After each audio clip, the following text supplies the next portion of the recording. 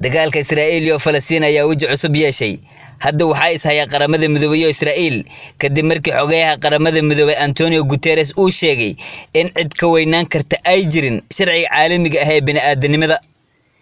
golaha ammaanka ee qaramada midoobay ayaa ku kulmay xarunta qaramada midoobay ee New York kulankaas oo ahaa warbixin 3 biloodba mar la qorsheeyo oo ku saabsan colaadda ka dhex aloosan Israa'iil iyo Falastiin weerarada Hamas ee 7 Oktoobar iyo xiisadaha bini'aadanimo ee sii kordhaysa iyadoo Israa'iil ay duqeymo ku hayso Falastiiniinta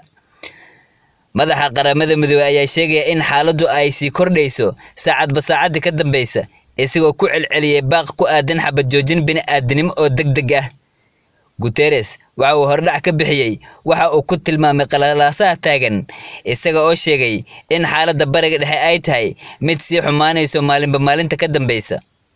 xogayaha Guterres ayaa hoosta ka xariiqay baahida loo qabo xabad joojin bini'aadanimo oo degdeg ah si loo yareeyo dhibaatada murugada leh loo fududeeyo gaarsiinta gargaarka iyo badbaadada loona fududeeyo sii deynta la haystayaasha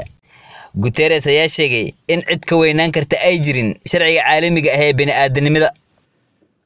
duqeymaha aan kala joogsiga lahayn ee ciidamada Israa'iil ayaan Gaza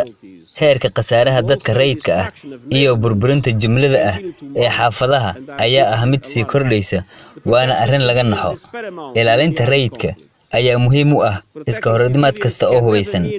ilaalinta rayidka marnaba macnaheedu ma aha in loo isticmaalo gaashaan bini'aadanimo ilaalinta dadka rayidka ah macnaheedu ma aha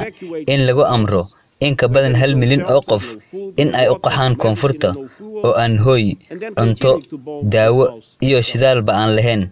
kadib ay sii wadaan duqeynta koonfurta nafteeda waxaan aad ugu walaacsanahay ku xadgudubka cad ee sharciga caalamiga ah ee aan ku arki hayno Gaza waxaan cadeynayaa ma jiro dhinac iska hor imaad hubeysan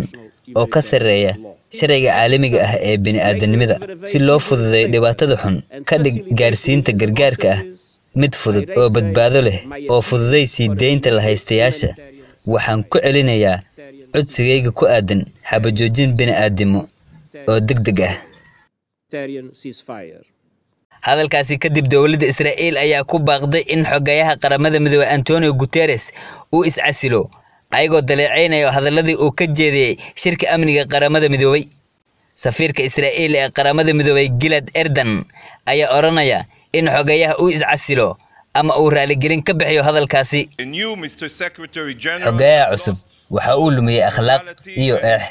waayo marka aad tiraahdo weerarkaas foosho xun kama dhicin meel cidla ah waxaad dul qaadanaysaa argagixisada waxaana qabaa in xogayaha guud uu iscasilo waayo hadda laga bilaabo maalin walba ayuu ku sugan yahay dhismahan ilaa uu si degdeg ah raaligelin uga bixiyo maanta ayaanu u yeernay si uu raaligelin uga bixiyo ma jirto wax cudurdaar ah oo loo haysto jiritaanka dhismahan Israa'iil waxay diiday xabad joojinta bini'aadanimo ee dhammaan caalamka iyo qaramada midoobay ay codsanayaan Mareykanka wuu ka aamusay ra'yigiisa ku aadan xabad joojinta jooq iyo jaaqtoona kama dhihin 700 oo ruux oo Falastiiniin ah ayaa lagu soo waramayaa in 24 saac oo aan soo dhaafnay duqeymo dhanka cirka Israa'iil ay ku dishi walow ay wali Israa'iil u gudbin weerarka dhanka cagta ah ee ay qorsheynayso balse waxa mashaqo ku noqotay ma garanayaan dhufeysada dhulka ka hoose ee Hamas